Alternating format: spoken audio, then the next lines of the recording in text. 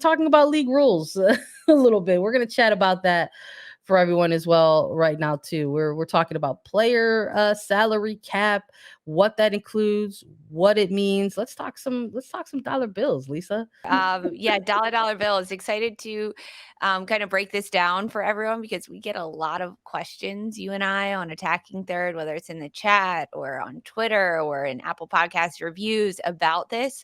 So if you have questions, drop them to us in the chat, drop them to us on Apple Podcasts, leave us a 5-star review with a question.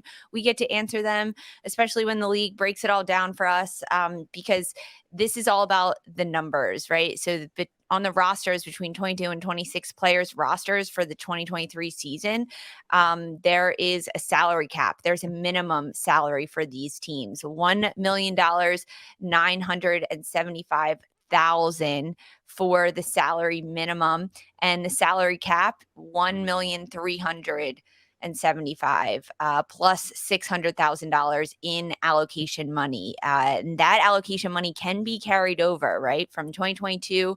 Allocation money can be carried into 2023.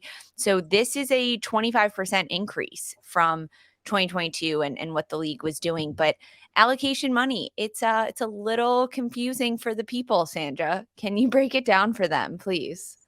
Yeah, I love money. Big fan of it. Would love to have more of it. I think we all would in some capacity.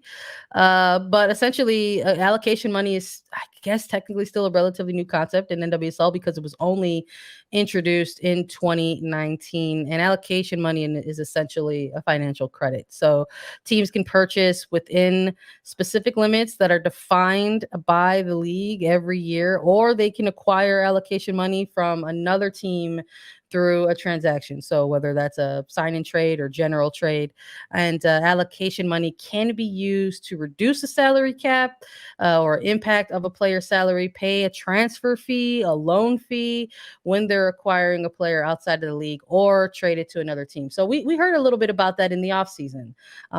We saw Racing Louisville with a sort of a transfer and sign and load with Uchenna Canoe and Riley Parker and Liga MX Femenil. So we're starting to see a little bit more of that now as allocation money. I think teams are getting a little bit more comfortable with having that as that extra piece to utilize within certain deals. So It's basically like a loophole for the salary cap. essentially, Essentially, it's yeah. giving teams more money to allocate towards the players, so they don't have to dig into their salary cap because each team's their minimum at $1.9 million to spend on their roster Yeah. isn't that much. It's not like that much when we're talking about how these players should be paid, right? I mean, in comparison to some of the other leagues or things like that, but this is also a massive increase from what we've seen previously in the league. Oh yeah, it's grown since it was first introduced Yes. for sure. But I mean, like even with like Alyssa Thompson, right? We saw like that Yeah. multi-team trade that took place. Angel City ultimately making a couple of moves to that utilized allocation money, and all of a sudden $450,000 to get that number one pick for Thompson. So it's an interesting component.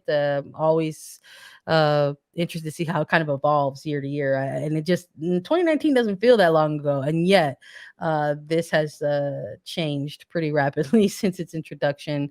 The under 18 mechanism officially in place for the league as well. We got to see that kind of go into action as players have been signed, and that was something that didn't necessarily exist in years prior, but now it does. So in place in 2022. We've seen it utilized with Washington Spirit and now San Diego Wave FC.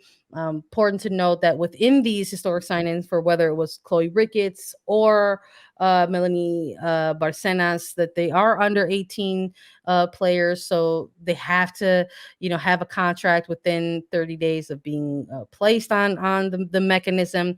Now that they're officially signed, that means they cannot be traded or waived.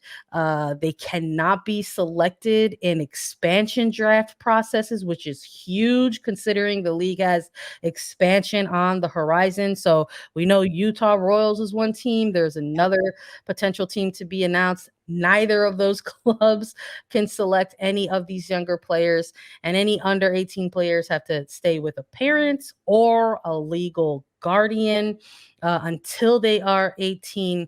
So the 18th birthday. So it's there's a lot of different rules that have to be followed, even within the under 18 mechanism. But it sounds like that's not going to stop clubs from trying to sign local or young talents in the future, because we've already got a couple of players signing up in the league this year, and who knows, maybe we'll get to see them during the regular season and get their first minutes as professionals, and we're excited about that.